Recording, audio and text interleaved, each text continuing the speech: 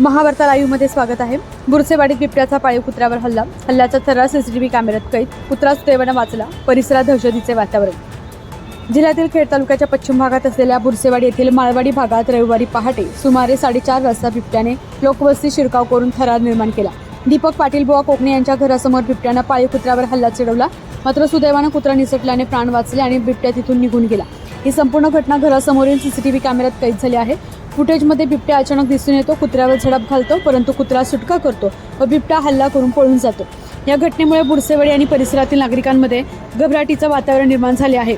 पुणे जिल्ह्यातील खेड, जुन्नर, आंबेगाव आणि शिरूर तालुक्यात बिबट्याच्या हल्ल्यांच्या घटना वाढल्या असून नागरिक सतर्क राहण्याचे आवाहन स्थानिकांनी केले आहे। वन विभागाला याबाबत माहिती देण्यात आली असून परिसरात बिबट्याच्या हालचालींवर लक्ष ठेवले जात आहे।